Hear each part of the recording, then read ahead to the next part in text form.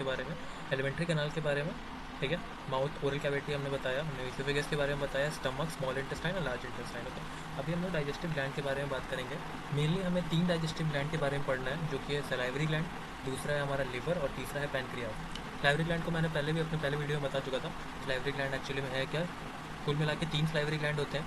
एक का नाम है पैरोटिड, एक का नाम है हमारा सबलिंगुअल, एक का नाम है सबमैंडिबुलर। 3 सलाइवरी ग्लैंड है, जिसमें पैरोटिड का नाम याद रखना है, पैरोटिड चिक के पास होता है, ये है parotid gland. Okay, parotid salivary gland का काम क्या है, salivary gland secretes it is a 3 pair of gland which secretes saliva. Okay, saliva, mucus and lysozyme. Lysozyme is antibacterial, mucus help in converting food into bolus, और salivary amylase का काम है digestion of carbohydrate. Okay, करते हैं liver के बारे में। Liver जो है लार्जेस्ट ग्लैंड है, 1.5 से 2 kg का प्रेजेंट होता है। 2 kg एक नॉर्मल एडल्ट मेल और फीमेल में, ठीक है। ये प्रेजेंट होता है इन आवर एब्डोमिनल रीजन, ये हमारा एब्डोमिनल रीजन है, ये पूरा एब्डोमिनल रीजन है। यहाँ पे लिवर प्रेजेंट रहता है बिलो द डायफ्राम। यहाँ पे एक डोम शेप्ड स्ट्रक्चर होता है, जिसे हम लोग ठीक है, डोम शेप्ड स्ट्रक्चर जिसे हम लोग डायफ्राम कहते हैं। अब लिवर का फंक्शन क्या है, इंपॉर्टेंट चीज़, सबसे इंपॉर्टेंट चीज़ जो सिक्रीट करता है, ऐसे तो लिवर का बहुत फंक्शन है, लेकिन डाइजेशन जो है वो liver secretes bile juice. Liver bile juice करता है, ठीक है। बाइल जूस का काम क्या है, एक्चुअली में जितने भी वाटर सॉल्युबल सब्सटेंस होते हैं हमारे बॉडी में, उसका डाइजेशन काफ़ी आसान होता है, ठीक है। बट फैट जो होता है, फैट वाटर सॉल्युबल नहीं है, वो लिपिड सॉल्युबल है, इसलिए फैट का डाइजेशन डिफ़िकल्ट होता है बॉडी को करना। इसलिए बाइल जूस क्या करता है कि बड़े बड़े फैट मॉलिक्यूल को इमल्सिफाई करता है। ओके, इमल्सिफाई करने का मॉलिक्यूल को छोटे छोटे ड्रॉपलेट में ये तोड़ देता है, ठीक है। अगर किसी भी बड़े मॉलिक्यूल को छोटे छोटे ड्रॉपलेट में तोड़े, इसका मतलब क्या हुआ कि इस ड्रॉपलेट का सरफेस एरिया बढ़ गया, सरफेस एरिया इस ड्रॉपलेट का बढ़ जाएगा, ठीक है, सरफेस एरिया बढ़ जाएगा। इस स्ट्रक्चर को, बड़े फैट मॉलिक्यूल को बाइल जूस के नॉर्मल छोटे छोटे स्ट्रक्चर में तोड़ना, और इस छोटे छोटे स्ट्रक्चर का नाम क्या, छोटे छोटे स्ट्रक्चर का नाम हुआ मीजल्स, ठीक है, मिसेल्स फॉर्मेशन, मिसेल्स फॉर्मेशन होता है, ठीक है। और मीजल्स फॉर्मेशन जो है, मीजल्स रिस्पॉन्सिबल है फैट के डाइजेशन और फैट का अब्जॉर्प्शन। अगर बाइल जूस ना हुआ तो बॉडी में फैट का डाइजेशन नहीं होगा, बाइल जूस ना हुआ तो बॉडी में फैट का रुक जाएगा, ठीक है। तो बाइल जूस इंपॉर्टेंट है। ये रिलीज़ कहाँ से होता है, लिवर से। और बाइल जूस पहले तो क्या होता है कि लिवर से रिलीज़ होता है, और लिवर से रिलीज़ होने के बाद ये गॉल ब्लैडर में जाके स्टोर हो जाता है। और जब भी हमारे बॉडी को फैट का डाइजेशन का ज़रूरत होता है, तो ये गॉल ब्लैडर से बाइल जूस यहाँ से रिलीज़ होगा और वापस डेडनम में जाके ओपन होगा, और डेडनम में ओपन होने के बाद ये फैट का डाइजेशन करवाएगा थ्रू मीजल का फॉर्मेशन होता है, ठीक है। अब ये हुआ। अब हमारा जो लास्ट ग्लैंड है वो है पैनक्रियाज, ठीक है। ये है पैनक्रियाज भी हमारे एब्डोमिनल रीजन में पाया जाता है, ओके।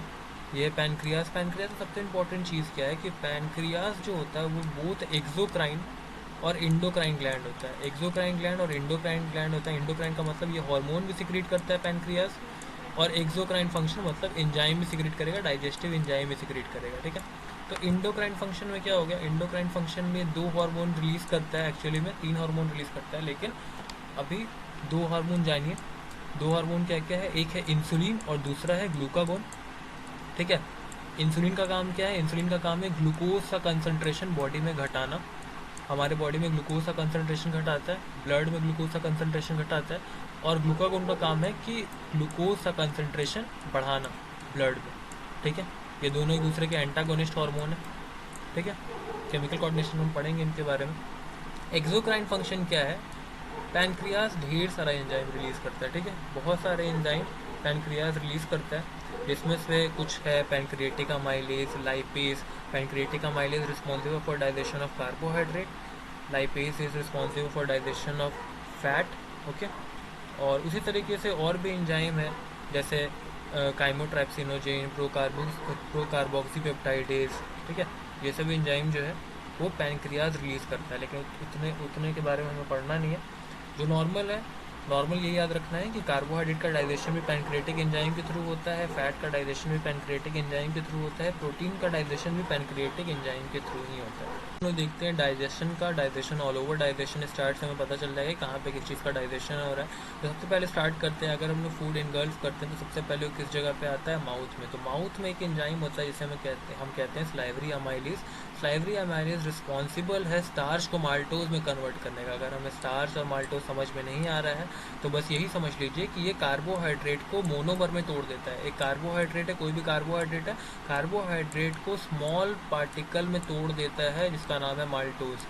एक बड़ा कार्बोहाइड्रेट है जिसका नाम है स्टार्च, स्टार्च को छोटे यूनिट में तोड़ देता है जिसका नाम है माल्टोज। जैसे हमने पहले डाइजेशन का डेफिनेशन ये बोला था कि कॉम्प्लेक्स फूड सब्सटेंसेस को सिंपलर फूड सब्सटेंस में तोड़ता है, यानी कि कार्बोहाइड्रेट क्या है, एक कॉम्प्लेक्स मॉलिक्यूल है, ठीक है। स्टार्च जो है एक कॉम्प्लेक्स मॉलिक्यूल है, उसको स्मॉल मॉलिक्यूल में तोड़ देता है, छोटे छोटे ग्लूकोज यूनिट में तोड़ देता है, ठीक है।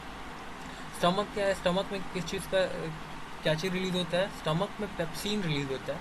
पेप्सिन किस फॉर्म में रिलीज होता है, पेप्सिनोजेन के फॉर्म में रिलीज होता है। और मैंने स्टमक में बताया था कि HCl भी सीक्रेट होता है। HCl क्या करता है, पेप्सिनोजेन में पेप्सिनोजेन को पेप्सिन में कन्वर्ट कर देता है। पेप्सिन का फंक्शन क्या है, पेप्सिन क्या करता है, प्रोटीन का डाइजेशन करता है, प्रोटीन को स्मॉलर यूनिट में तोड़ता है, जैसे डाइपेप्टाइडेज। एक अमीनो एसिड दूसरे अमीनो एसिड से पेप्टाइड बॉन्ड से कनेक्टेड रहता है, ठीक है।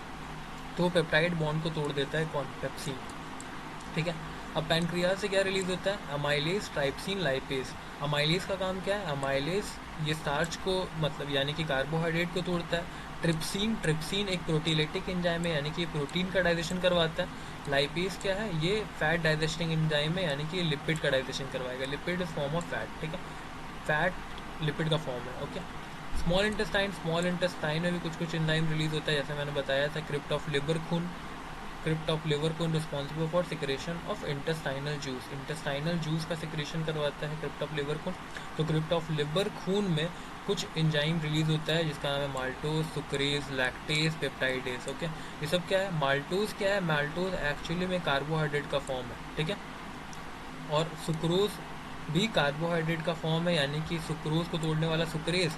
लैक्टोज भी कार्बोहाइड्रेट का फॉर्म है, तो लैक्टोज को तोड़ने वाला लैक्टेज। और पेप्टाइडेज मतलब प्रोटीन को तोड़ने वाला, ठीक है।